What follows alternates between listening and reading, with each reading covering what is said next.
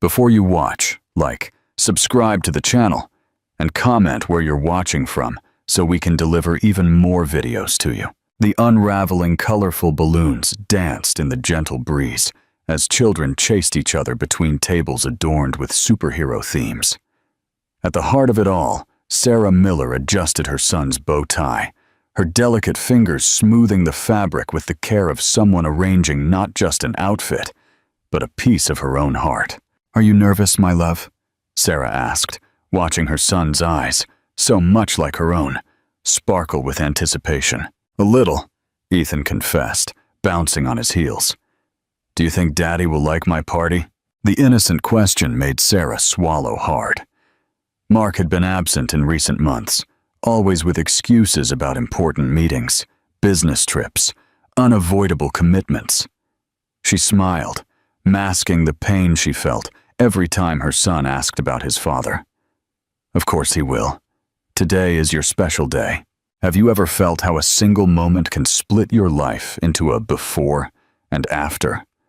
How one sentence can redefine the contours of everything you believe to be true?" For Sarah, that moment arrived the instant she walked through the main hall, carrying the birthday cake carefully decorated with 5 lit candles. Mark, her husband of 7 years, entered through the main door. He wasn't alone. A woman with auburn hair and an elegant silhouette accompanied him, her fingers intertwined with his, with an intimacy that left no doubt. The murmur of conversations died down. Time seemed to slow as the guests' gazes shifted between the newly arrived couple and Sarah, who remained frozen in the center of the hall, cake in hand, smiles around her fading like popped soap bubbles. "Sarah," Mark's voice cut through the growing silence, cold as steel. "We need to talk." It was there, before dozens of guests, under the confused gaze of her birthday boy, that Mark announced his departure. The words came out like calculated projectiles, hitting Sarah with devastating precision. "I'm leaving you and Ethan. Jessica and I are going to start our lives together. I've always loved her, since university.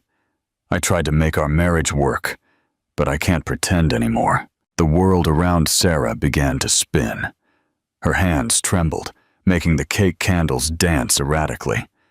She felt the hot wax drip onto her fingers, but the physical pain barely registered compared to the emotional devastation that engulfed her. "Mommy, why is Daddy talking like that?" Ethan's small voice brought her back to the cruel reality.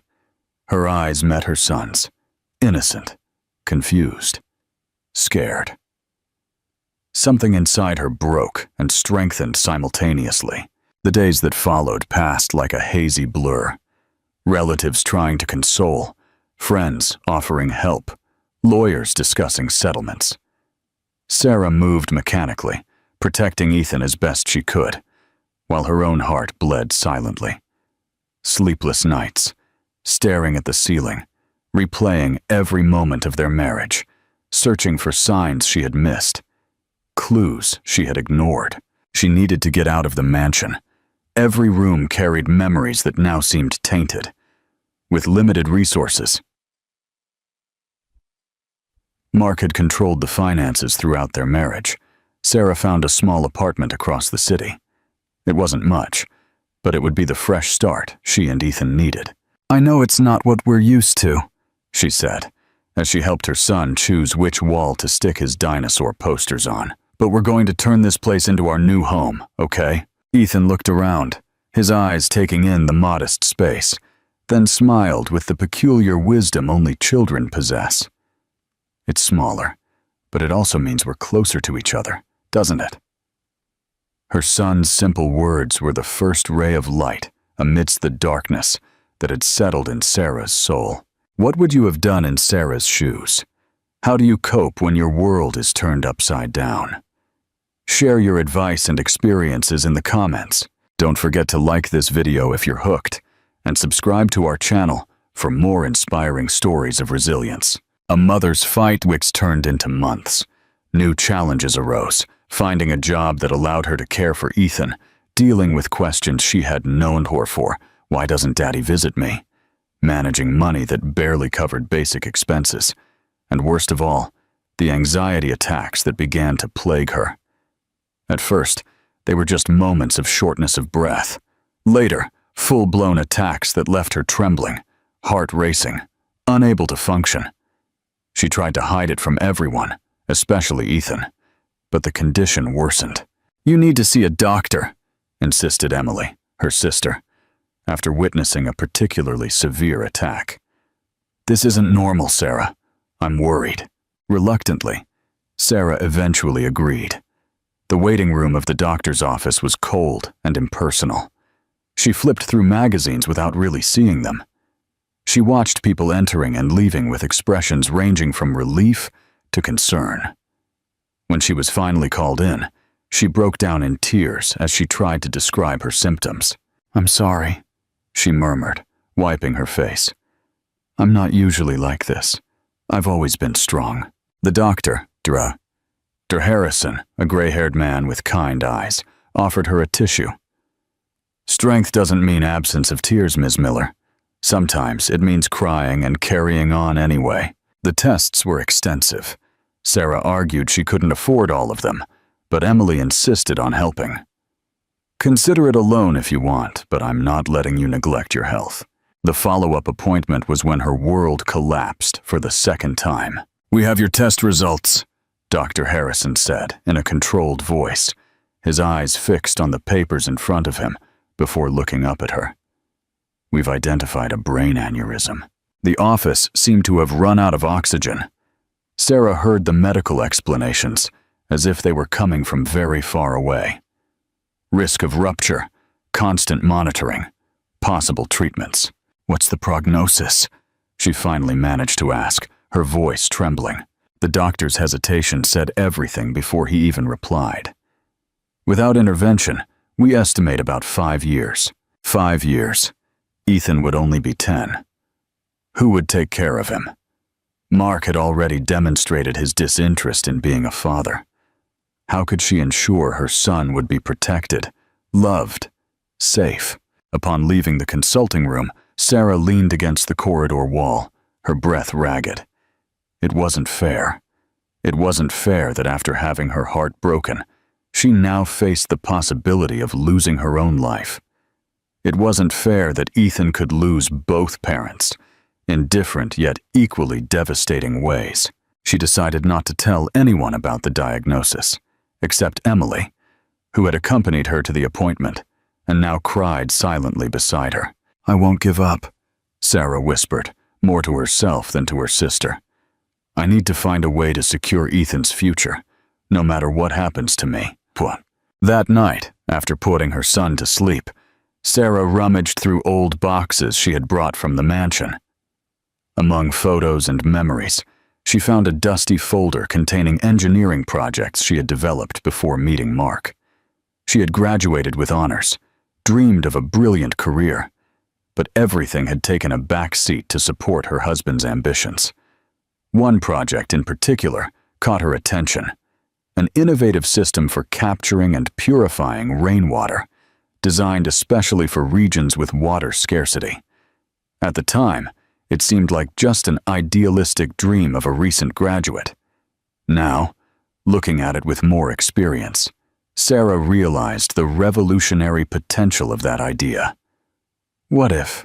she murmured to herself, flipping through the detailed sketches and meticulous notes. The next day, picking Ethan up from school, she found him drawing alone in the playground while other children played. "No one wants to play with me," he explained, without looking up from his paper. "They say I don't have a daddy anymore." Sarah felt an invisible hand crush her heart. She knelt beside her son, gently lifting his chin so their eyes met. "Listen carefully, my love. You have a mom who loves you more than anything in this world. And guess what else? You have a mom who's going to show everyone that we're much stronger than they think." That same night, after Ethan fell asleep, Sarah began to update her old project. She worked tirelessly through the night, while constant headaches reminded her of the invisible hourglass that now controlled her life. Emily, noticing her renewed determination, suggested she enter the project in a startup competition focused on sustainability. "It's a chance, Sarah. You've always been brilliant. You just let Mark overshadow your light." The application was submitted with trembling hands. Sarah doubted her chances. It had been years since she worked professionally. She would be competing against established teams. She had extremely limited resources. But every time she looked at Ethan, sleeping peacefully in his modest room, she found the courage to continue. The waiting days were agonizing. Sarah divided her time between medical appointments, always hidden under excuses of work commitments, caring for Ethan, and refining her project. The anxiety attacks continued, though less frequent, replaced by a quiet determination that grew in her chest. "You look different," Emily commented, during a Sunday when they took Ethan to the park. "Stronger somehow." Sarah watched her son feeding ducks in the pond, laughing with a joy she believed had been stolen from him. "I have no choice," she replied simply. "I need to be strong for him, and perhaps also for myself." The call came on a rainy Thursday. Sarah had just served dinner when the phone rang. The voice on the other end was animated, almost euphoric. "Ms. Miller, I'm pleased to inform you that your Revive Waters project has been selected as a finalist for the National Sustainable Innovation Competition." She almost dropped the phone. A finalist. Among hundreds of projects, hers developed on a small kitchen table between medicine and school books had been recognized. That night, after Ethan fell asleep, Sarah allowed herself to cry for the first time since the diagnosis. They weren't tears of despair or self-pity, but of a timid hope that began to sprout like a stubborn flower between the cracks in the concrete. Sitting by the window of her small apartment, observing the illuminated city, Sarah whispered to herself, "5 years may not be enough to live everything I want, but it will be enough to build something that remains. For you, Ethan. For both of us." The rain beat against the window pane, transforming the city lights into colorful blurs, like tears that, instead of blurring her vision, actually clarified it. Sarah didn't know what the future held, but for the first time since her world had collapsed, she felt she had the strength to rebuild it. Not as it was before, but as something entirely new, and, who knows, perhaps even more beautiful in its imperfection. Like the rainwater she intended to capture and transform in her project, Sarah was beginning to understand that sometimes we need to be completely shattered to discover how to remake ourselves. And in that process of reconstruction, perhaps we find parts of ourselves we didn't even know existed. Parts stronger, wiser, more resilient than we ever imagined we could be. What do you think will happen when Sarah faces Mark again, now as a successful entrepreneur? What role do you think her illness will play in her journey? Share your thoughts below. Don't forget to like this video, share it with your friends, and subscribe to stay tuned for the thrilling conclusion. A year had passed since the Revive Waters project's presentation at the competition finals.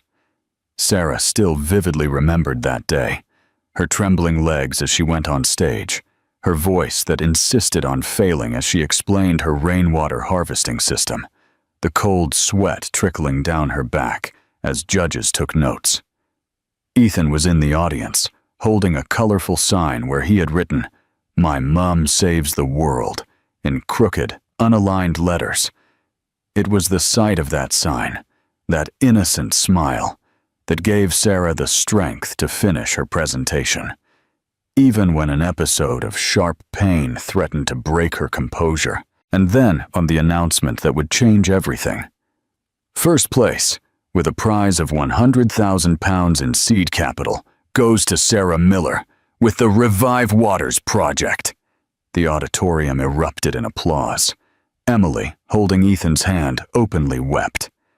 Sarah remained motionless for a moment, unable to process what she had just heard. It took one of the judges to approach and gently guide her to the center of the stage for her to finally understand. She had won. I didn't prepare a speech," she confessed into the microphone, her voice trembling. Then her eyes met Ethan's in the audience. "But I want to dedicate this award to my son, who teaches me daily that no matter how difficult life can be, there's always a way to turn tears into something more valuable." Now, sitting in her small makeshift laboratory in the living room of her apartment, Sarah observed the prototypes she had built with that money. It wasn't much, but it was a start. The headaches persisted, constant reminders of the aneurysm that silently marked her time. But she had learned to work through them, hiding the most severe episodes from everyone around her. On the wall above her workbench, she had created a special calendar. It wasn't an ordinary calendar, marking appointments or deadlines. This calendar counted something much more precious: the days she had spent with Ethan since the diagnosis. Each filled square represented 24 hours, stolen from the sentence hanging over her. Each mark was a small victory against time. "Mummy, look what I made!" Ethan, now 7, ran up to her holding a drawing. It was a colorful representation of the system she had created, with fantastical additions, like a water slide for the water and little blue men who seemed to swim inside the pipes. "It's your invention," he explained proudly. "But improved." Sarah felt that familiar mix of love and pain as she looked at her son. His every achievement was precious, every smile, a treasure she eagerly collected, fearing she wouldn't have enough time to accumulate memories. In the darkest moments of the night, when she was alone with her thoughts, Sarah imagined Ethan growing up without her. Graduation, first girlfriend, university, marriage. All the milestones she might not witness. The idea was unbearable, and it was this pain that transformed her from a broken woman into a tireless warrior. "You know what?" she said, pulling him onto her lap, ignoring the sharp pain the simple movement caused. "I think you just gave me a brilliant idea.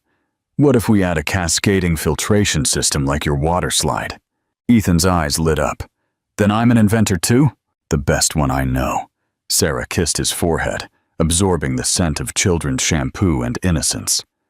"How about we call ourselves Team Miller, like in the Olympics?" Ethan threw his arms up in a victory pose that drew a genuine laugh from Sarah, a sound increasingly rare in her life. "Exactly like that, champ." That night, while Ethan slept, Sarah feverishly worked on the new idea. The painkillers were almost gone, but she ignored the throbbing in her temples. Time was a luxury she didn't possess, and every wasted second was a second less in the legacy she was trying to build for her son. The small investment from the competition was rapidly dwindling. Between materials for prototypes, apartment rent, Ethan's school, and medications, which consumed a shocking portion of her budget, Sarah urgently needed to find additional funding or a client who believed in her project. "You can't go on like this," Emily confronted her on a particularly difficult morning when she arrived to pick Ethan up for school and found Sarah vomiting in the bathroom, a side effect of her medication. "You're killing yourself before the illness even has a chance." Sarah rinsed her mouth and stared at her reflection in the mirror. Deep, dark circles, pale skin, hair that was prematurely showing gray strands. "What do you suggest I do? Give up, lie in bed and wait for the end?" Emily sighed, holding her sister's hands. "I suggest you accept help. You don't have to carry the world alone." In the following weeks, after much insistence from Emily, Sarah finally hired an assistant, a young environmental engineering student named Chloe, who accepted a modest salary in exchange for experience and the possibility of adding Sarah's name to her resume. Chloe's presence allowed Sarah to attend her medical appointments without raising suspicion, and more importantly, ensured someone knew the technical details of the project in case the inevitable happened prematurely. The aneurysm is stable for now, informed Dr. Thomas, the new specialist who had taken over her case after a referral from Dr. Harrison. Dr. Thomas was younger, with an energy that contrasted with his predecessor's sobriety and a determination that Sarah secretly admired. But we need to monitor it closely. Any change in your symptoms, more intense pain, blurred vision, frequent dizziness, come immediately.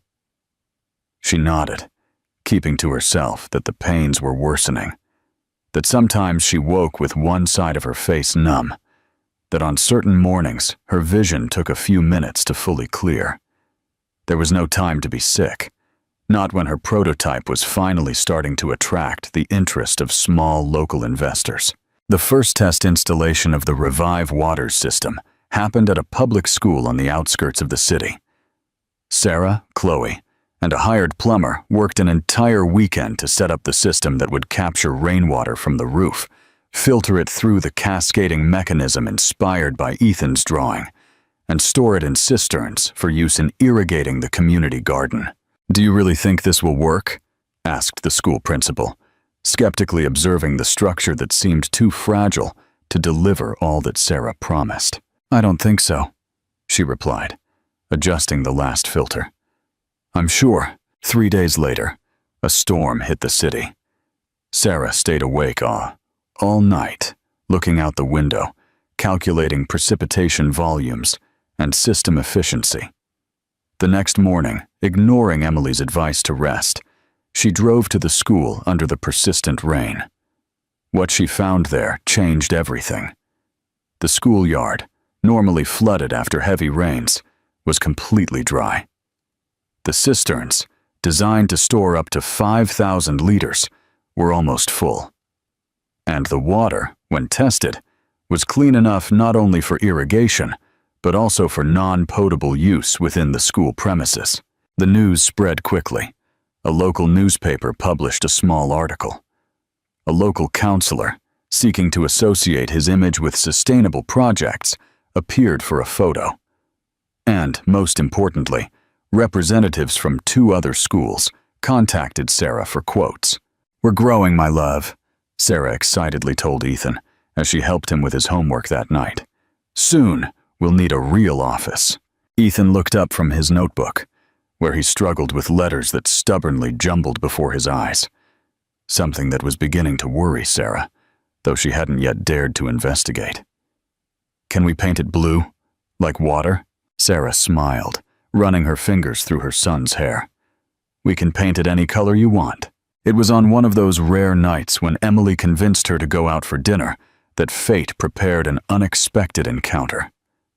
The restaurant was simple but cozy. For the first time in months, Sarah had dressed up, putting on a dress long forgotten in her wardrobe, and even applying a soft lipstick to her lips, which had been colorless for so long. "You look beautiful," Emily commented, with genuine approval in her eyes. "You should do this more often." "Do what? Remember, I'm a woman besides a mother and a desperate entrepreneur?" Sarah tried to joke, but there was a painful truth in her words. It was then that she heard muffled sobbing from the next table. Turning discreetly, she immediately recognized the face. Jessica, the woman for whom Mark had abandoned her. Her first instinct was to get up and leave. How could she bear to share the same space with the person who had helped destroy her family? Her heart raced, and for a moment Sarah felt the familiar onset of an anxiety attack. But then something unexpected happened. Observing more closely, she realized that Jessica was alone. Her shoulders slumped in a posture Sarah knew all too well. The posture of someone carrying an invisible burden. "Give me a minute," she murmured to Emily, who looked confused as Sarah got up. Approaching the table, Sarah silently extended a tissue. Jessica looked up, her red eyes widening in immediate recognition. The shock on her face was palpable. "Here." Sarah's own voice sounded strange to her ears, calm, controlled, almost compassionate. "You seem to need this more than I do." Jessica accepted the tissue with trembling hands, unable to look away. Why? After everything? Sarah was surprised by her own answer. Because I've cried enough to know what it's like. A heavy silence settled between them, loaded with untold stories and shared pains. Finally, Jessica found her voice again. He's not who I thought he was, she confessed, the words coming out in a strangled whisper. Mark, he seemed so perfect at first, so passionate, so attentive. Sarah felt a chill run down her spine. How many times had she used those exact words to describe the beginning of her relationship with Mark? Let me guess, Sarah said, surprising herself with the absence of bitterness in her voice. First, he puts you on a pedestal. Then, slowly, he starts to criticize little things. Your clothes, your friends, your opinions. Until one day, you realize you've reshaped your entire life to please him. And even then, it's never enough. Jessica's eyes widened in shock. How did you? I was married to him for 7 years, Sarah replied simply. And I've lived with the consequences for another. Between tears, Jessica confessed that Mark was as controlling and manipulative with her as he had been with Sarah. She spoke of how he had gradually isolated her from friends and family, how he questioned every penny she spent, how he turned any disagreement into proof that she didn't love him enough. Last night, Jessica continued, her voice breaking, he threw away a project I'd worked on for months because he said it was stealing time that should be dedicated to him. It was research on solar energy for isolated communities, something that could really make a difference. A strange feeling washed over Sarah. It wasn't exactly empathy nor forgiveness, but a recognition. An understanding that perhaps Jessica, too, was, in her own way, a victim of Mark. You have a choice, she said finally, her words carrying a weight that came from lived experience. I didn't know I had one until it was too late. Don't make the same mistake I did. Returning to her table, Emily stared open-mouthed. You just comforted the woman who stole your husband. Sarah, are you all right? Sarah picked up her glass of water, watching the condensation droplets trickle down like tiny tears on the glass surface. For a moment, she saw herself reflected in those drops, fragmented, yet somehow still whole. No, I just showed myself that I haven't become bitter as I feared. And perhaps I also found an unlikely ally. That night marked something important. Upon entering her apartment and looking at the Revive Waters prototypes, Sarah understood that she wasn't just creating a system to capture rainwater, but also a way to channel her own pain into something productive. The drops that fell from the sky were like the tears she had shed, seemingly useless when wasted, but powerful when collected and directed with purpose. The next morning, still reflecting on the encounter with Jessica, Sarah received an email that would change everything. A small rural town council wanted to implement her system in a rural school that suffered from water scarcity during dry months. It was a small contract, but real. A chance to prove that her technology worked beyond paper. Are we going to do it, Mummy? Ethan asked as she told him the news during breakfast. His little eyes sparkled with a mix of pride and hope that squeezed Sarah's heart. She hugged him tightly, feeling his small heart beat against hers.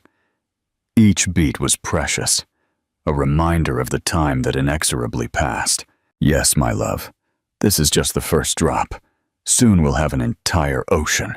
That afternoon, as she prepared the documents for the contract, Sarah felt a sharp, familiar pain radiating from the base of her skull. Her medicine was in her bag across the room, but it seemed as distant as the moon. Her vision darkened momentarily at the edges, and she leaned against the table, breathing deeply, fighting against the wave of panic that always accompanied these episodes. Not yet, she whispered to herself, as if she could negotiate with her own condition. I still have so much to do. When the pain finally subsided, Sarah looked at the calendar on the wall. 365 days already marked. A year since the diagnosis. 1/5 of her predicted time had already passed, but instead of despair, she felt renewed determination. Sarah's life was now measured in small victories. The first successfully installed system, the sparkle in Ethan's eyes upon seeing his drawing transformed into reality, the phone call from a second interested client, a night without pain severe enough to wake her. Each achievement was an act of rebellion against the time stolen from her, both by Mark and by her illness. "You should be taking better care of yourself," Emily insisted, worried about the pace her sister maintained. "It's no use saving the world if you're not here to see it." "I am taking care of myself," Sarah replied, with a quiet determination that had replaced her initial despair. "In the only way I know how, building something that remains after I'm gone." On nights when loneliness weighed heaviest, Sarah sat by her bedroom window, watching the city sleep. Somewhere out there, Mark continued his life, probably unaware that the woman he had abandoned was, little by little, building something greater than anything he had ever created. Somewhere out there, perhaps Jessica was making difficult decisions that would change her future.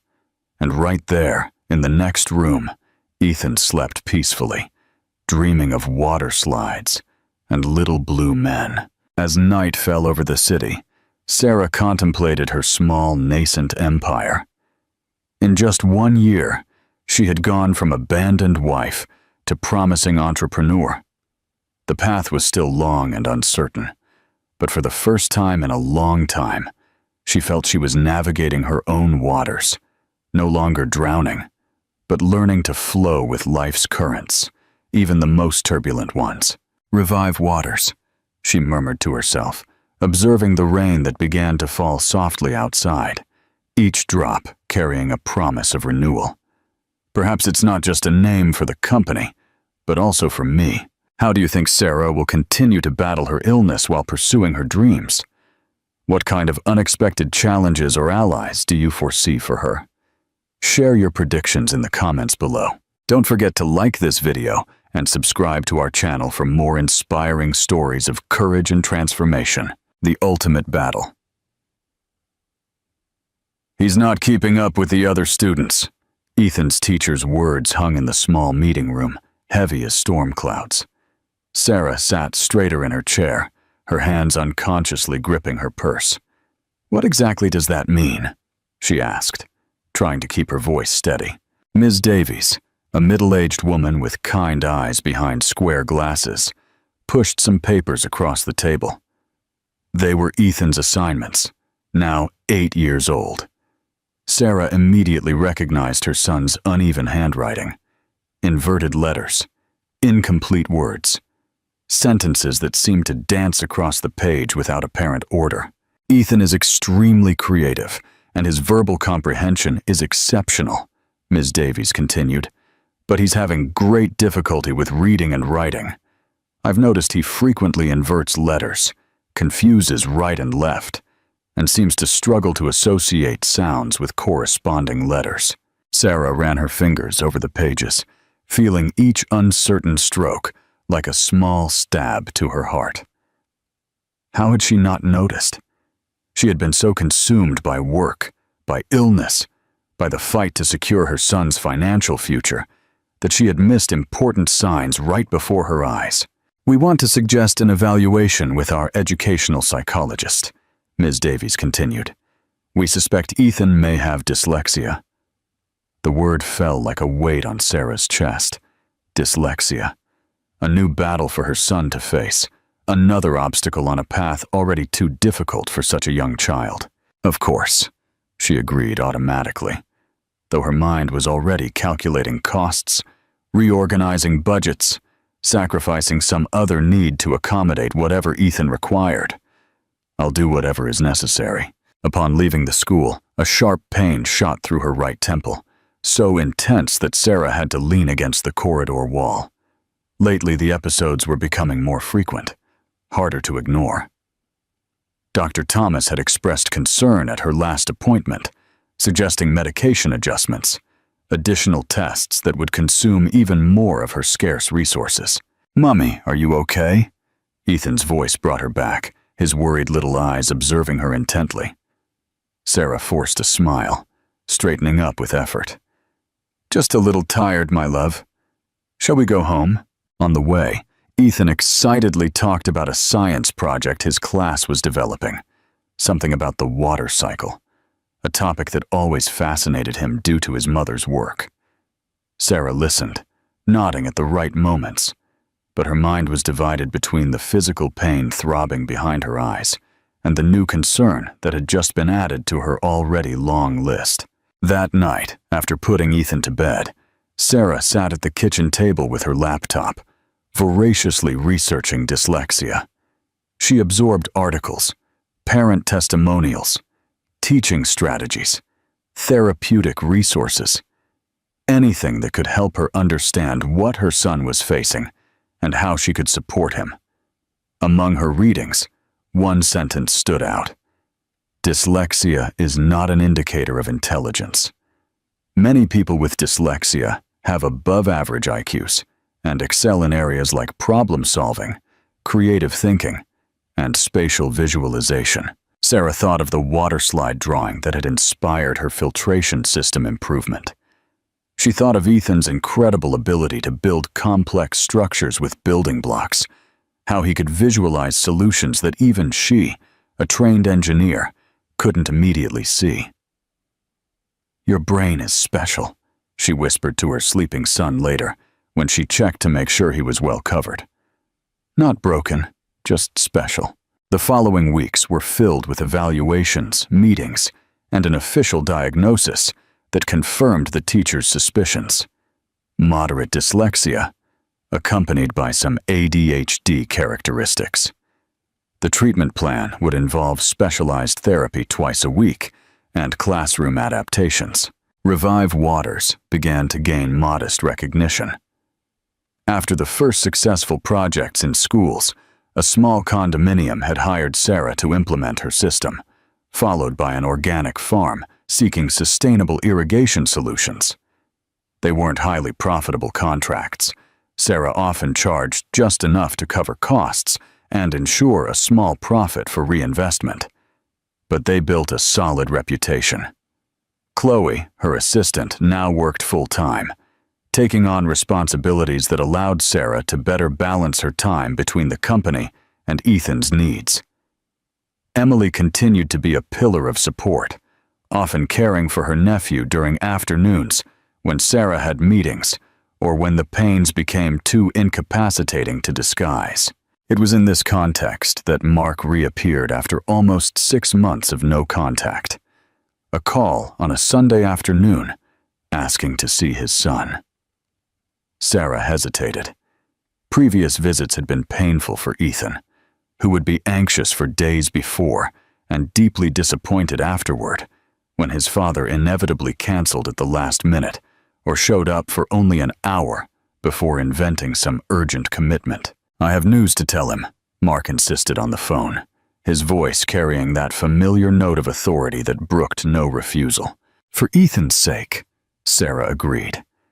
She dressed her son in his favorite outfit, a blue t-shirt with water droplet prints that she had specially made for him, and tried to control her own expectations as they waited in the living room. Mark arrived half an hour late, without any explanation or apology.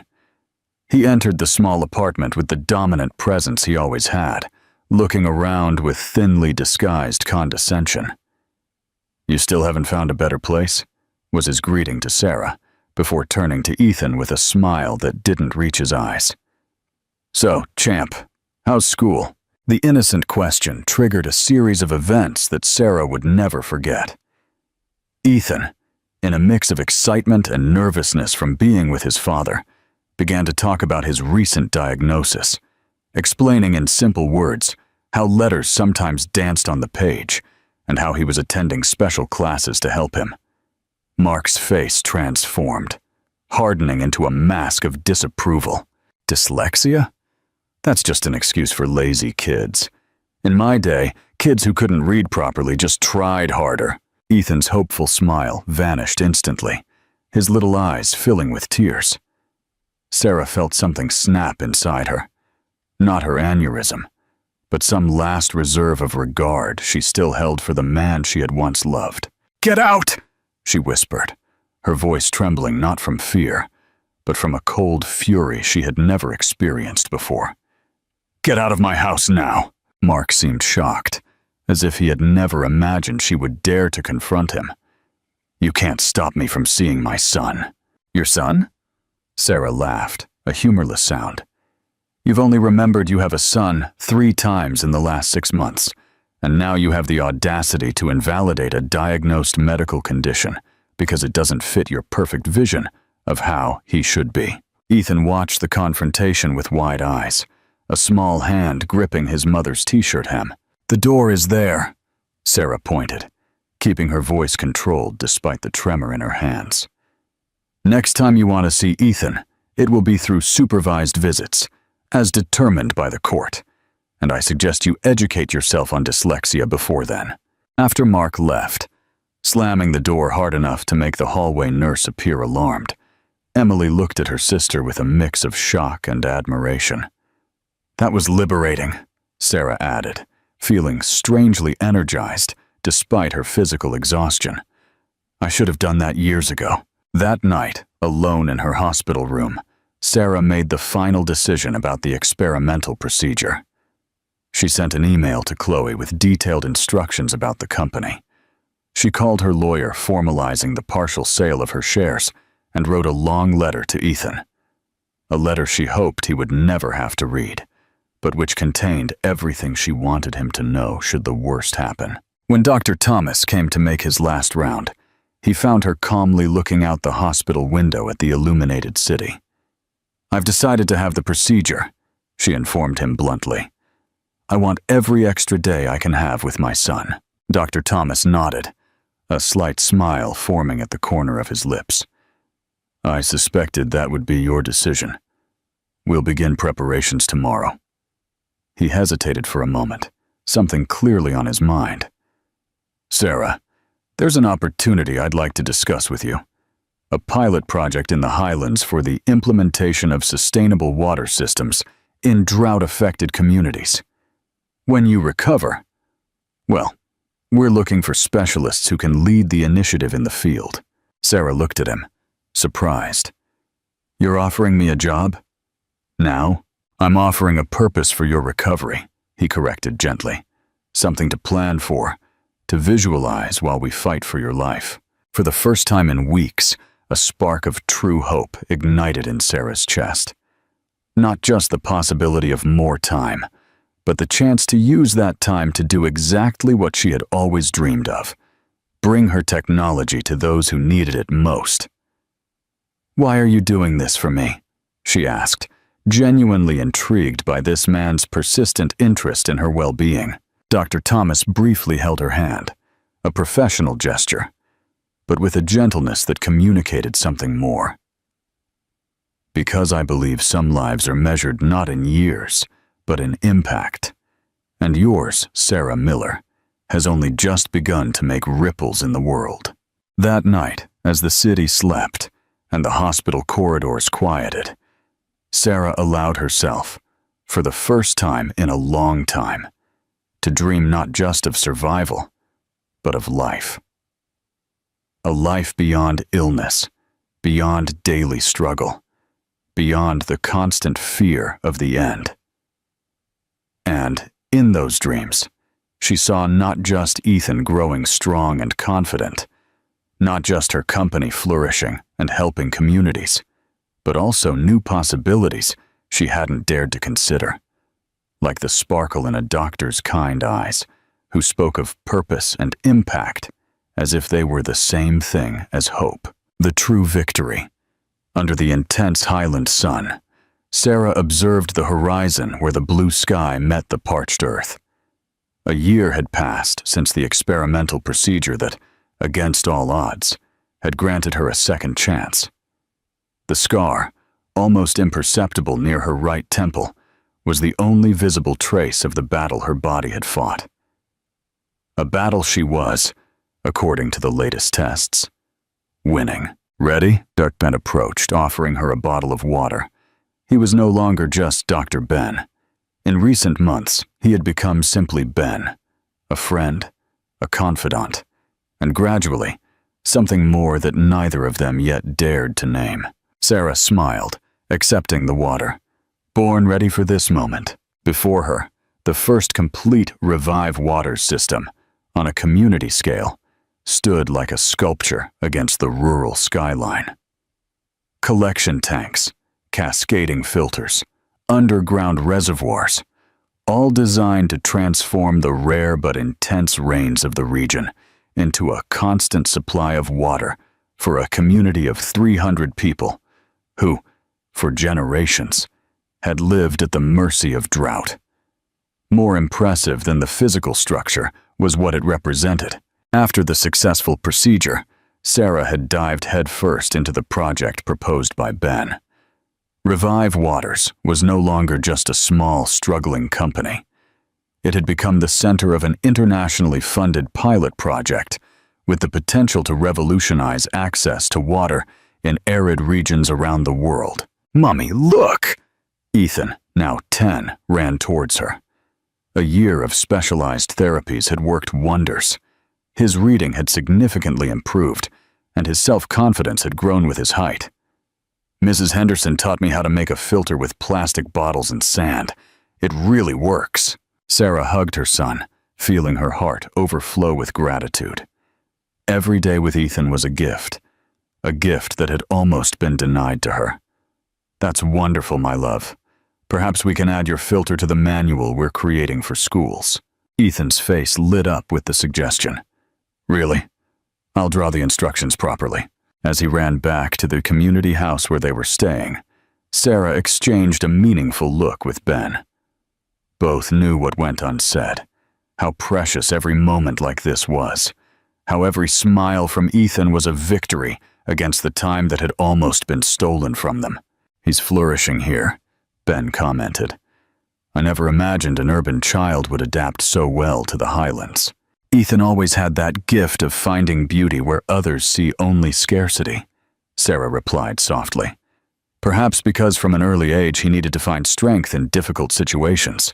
The system's inauguration was scheduled for the next day. Local authorities, representatives from the funding NGO, and even a team of documentary filmmakers would be present. The pilot project had attracted international attention, especially after Revive Water's legal victory against the corporations that tried to block their patents. That legal battle had become a turning point for Sarah. When her lawyers presented the documents proving Mark had stolen her original project, the tide turned completely. The scandal splashed onto several corporations, exposing unethical practices that went far beyond her personal case. Mark saw his business empire crumble as a wider investigation revealed years of tax and environmental irregularities. Sarah felt no pleasure in Mark's downfall, only a strange sense of justice finally being restored. The night before the inauguration, while Ethan slept, exhausted after a day exploring the project with local children, Sarah and Ben sat on the porch of the simple community house, gazing at the starry sky only the highlands could offer.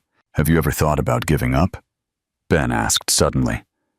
"Throughout this whole process, the illness, the company, the legal battles, was there ever a moment you just wanted to throw in the towel?" Sarah was silent for a moment, considering the question.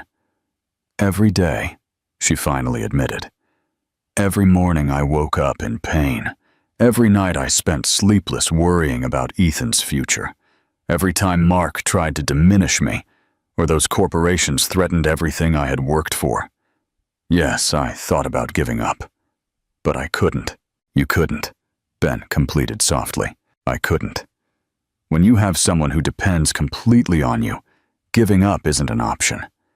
And then, over time, I realized I wasn't just fighting for Ethan, but also for myself, for the woman I always knew I could be, if I had the chance. Ben gently took her hand, his fingers intertwining as if they belonged together. "Tomorrow, when you stand on that platform, hundreds of people will see what I see every day. A woman who turns obstacles into opportunities, pain into purpose. "And what exactly do you see every day, Dr. Thomas?" Sarah asked, a lightness in her voice that had been rediscovered during her months in the Highlands. "I see someone who reminds me daily that our lives are measured not by the time we have, but by what we do with that time." He hesitated, then continued more softly. "I see someone who made me believe in second chances again after I lost my wife." The words hung between them, full of unsaid possibilities. Sarah felt something inside her expand, not the aneurysm that still resided in her brain, controlled but not eliminated, but rather that part of her heart that had closed the day Mark abandoned her. The morning of the inauguration dawned with a clear sky and an already intense heat at 7 o'clock. The entire community had mobilized, decorating the space around the system with colorful flags. Children ran excitedly. Women had prepared traditional foods. Men checked the last technical details with the Revive Waters team. When it was time for Sarah to speak, she felt a surprising calm. Ethan and Ben were in the front row, both radiating pride. Chloe, who had come especially for the event, represented the entire team that had made that dream possible. And surprisingly, Jessica was also present. After their encounter at the restaurant years ago, they had developed an unlikely friendship, culminating in Jessica eventually joining the company as a solar energy specialist. "This system we're inaugurating today isn't just about water," Sarah began, her voice clear, carrying through the makeshift sound system.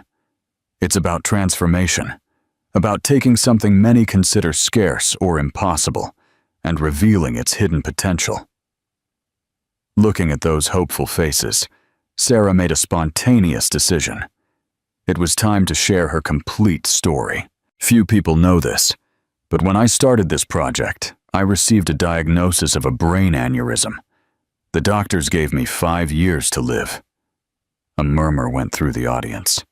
Today, I am here, 4 years after that diagnosis, not just surviving, but living fully, thanks to an experimental treatment and the determination not to let my limited time define what I could achieve. Her eyes met Ethan's, who looked at her with a mixture of surprise and admiration. She had never told her son the full severity of her condition. "I learned that our greatest limitations often hide our greatest strengths, that systems that seem broken, be they water distribution, social structures, or even our own bodies, can be redesigned, reimagined, reborn." Sarah gestured to the system behind her. This technology was born of necessity, refined by adversity, and now exists to serve everyone, regardless of status or resources. Because I believe that access to clean water is not a privilege, it is a fundamental human right. At the end of her speech, when the ribbon was cut, and water began to flow through the distribution systems for the first time, Sarah observed the joy on the faces of the children running under the first jets. She saw women who, for the first time in their lives, wouldn't have to walk kilometers daily to fetch water. She witnessed the impossible transformed into reality through vision, perseverance, and the courage to reinvent what seemed immutable. In that moment, feeling the warmth of the Highland sun on her skin and Ethan's hand firmly in hers, Sarah understood the truth that had guided her journey, even without realizing it. It is not our circumstances that define who we are, but the choices we make in the face of them. "Mommy," Ethan whispered, looking at her with eyes that mirrored her own. "When I grow up, I want to do something like this too, something that helps people." Sarah hugged her son, feeling tears of gratitude form in her eyes. "You already are, my love.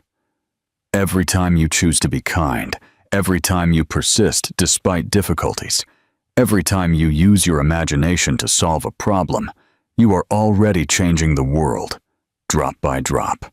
And there, under the endless Highland sky, surrounded by waters reborn and lives transformed, Sarah finally understood that she had built not just a technological or business legacy, but something far more valuable, a living testament that our ability to positively impact the world around us is not limited by the time we have, but by the courage we demonstrate with each new dawn. Would you have the courage to share your deepest struggles publicly to inspire others, like Sarah did? What part of Sarah's journey resonates most with you? Leave your thoughts in the comments. Your engagement helps us create more meaningful stories. If you were moved by this tale, please give it a like, share it, and subscribe to our channel for more inspiring narratives. Thank you for watching until the very end.